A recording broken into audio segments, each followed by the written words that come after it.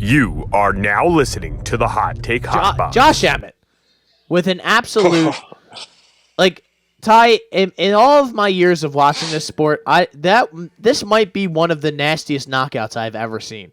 And it wasn't just like the head kick ones, they're all crazy, but this one was just pure like just vitriolic power from that right hand that just sounded like a baseball bat hitting Bryce Mitchell's chin. And it just shut his lights off immediately. You had DC freaking out that he was having a seizure. Oh my God, he's seasoned. He's seasoned, Joe. He's seasoned. I'm like, all right, dude. Like, why are like? And I'm watching it, people are like, oh my God, what's going? Like, yeah. You shouldn't be showing a guy like. Listen, I love the sport. I love the violence of it. You can't be showing this guy having a seizure after he gets knocked out. That was nuts. Let's just avert the camera into another direction. But that was nuts. At the end of the day, it doesn't. I love how Josh Emmett said, "Yeah, it's difficult to celebrate after that." When he screamed in the guy's face and then walked to the other side of the cage and did a backflip. I'm like, it wasn't that hard to celebrate. Like I would just be like, "Hey, man, listen, I hope he's all right," but that shit was sick. Never felt that in my right hand before, but yo, man, good for Josh Emmett. Yeah. That was scary. It took a little bit, right? It was like 2 minutes of nothing, right? Nothing really happened until that. It was kind of like, was it Josh Emmett and Michael Johnson in Philly? That was the slow one. Yeah, it was like, that was in the third round. Right. But it was like kind of boring, boring. Boom! And then he just went to sleep. And you're like, oh. This was kind of like the same way, except there was only 2 minutes. But Bryce Mitchell, 0 of 3. Josh Emmett, 2 of 10. So besides the one, doomsday right he landed, he didn't really do anything else. So it was kind of just, circling around. I don't know what Bryce Mitchell was trying to do. He didn't even go for a takedown. No. He should have. He definitely should have. I think going forward, he's going to be a tough guy to bet and rely on because he's not very smart. And, taking a shot like that can only be career-altering in a bad way. 100%. Right? It's not like you can take some time off. He definitely needs to take a lot of time off because he started seizing.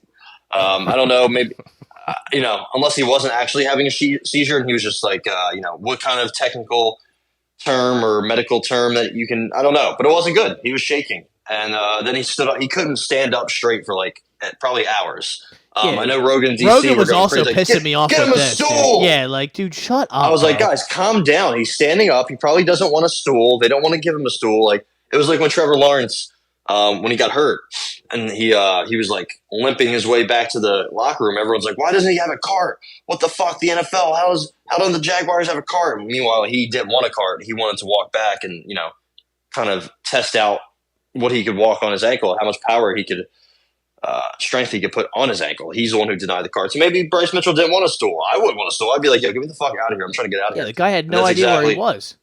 Yeah, they're like, oh my God, he could turn his ankle. I'm like, yeah, turn his ankle. That's the least of his worries after he just got detonated by fucking Oppenheimer to the fucking jaw. All right, so like, let's calm down here about a fucking stool. So that was annoying, but yeah, I feel bad for Bryce. I definitely think he needs to take some time off. I feel like he needs to.